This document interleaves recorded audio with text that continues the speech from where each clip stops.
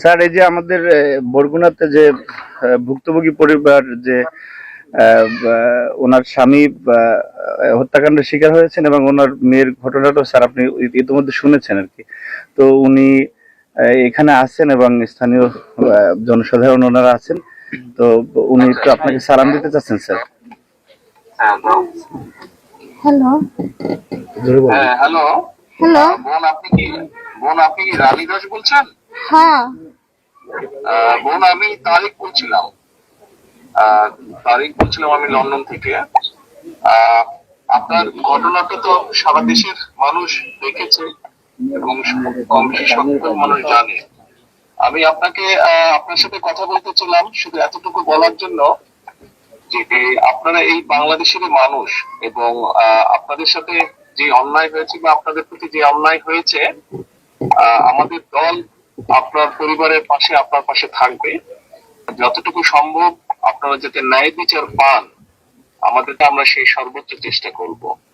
এই মুহূর্তে বোন এতটুকুই বলার জন্য আপনাকে আমি আপনার সাথে কথা বলতে চাইলাম।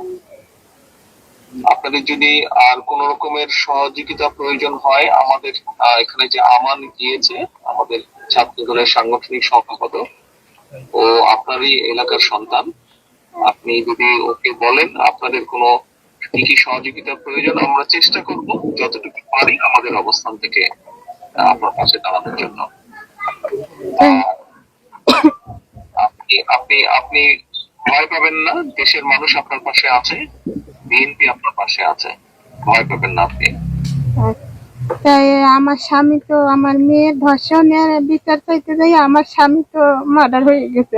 আমার এই 3টে সন্তান নিয়ে আমি কি করব? আমার তো কোনো নিরাপত্তা নেই।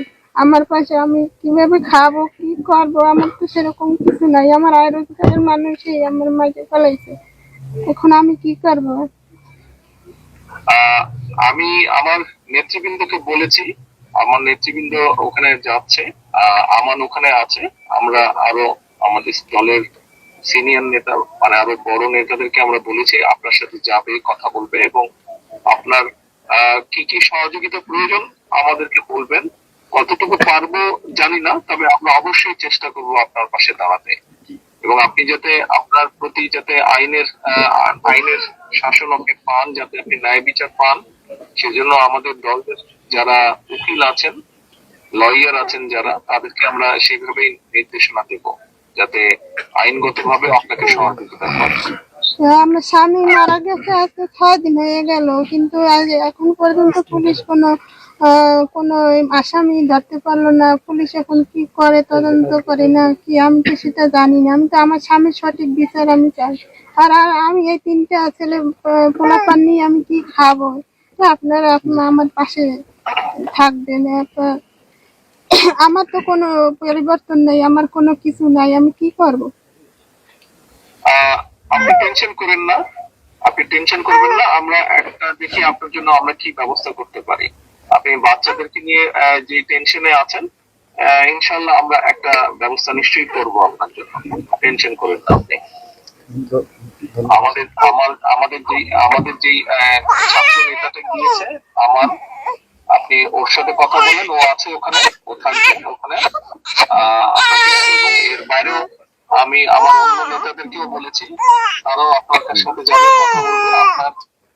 আপনার সহযোগিতার প্রয়োজন আমাদেরকে বলেন, আমরা চেষ্টা করছি কতটুকু পারি আমরা করতে।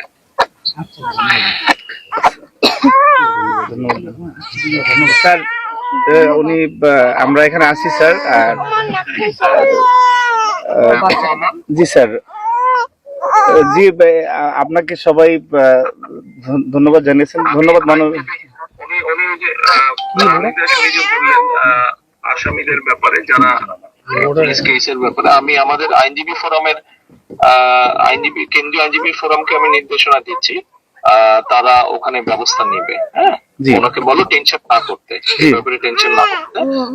আর উনি যে ওনার বাচ্চাদের কথা বলেছে কিভাবে চলবে, তুমি ওনার সাথে কথা বললো। আমি মনীষকে এবং আমাদের ওখানে বরিশালে আছে ওনাকেও বলেছি গিয়ে দেখা করতে।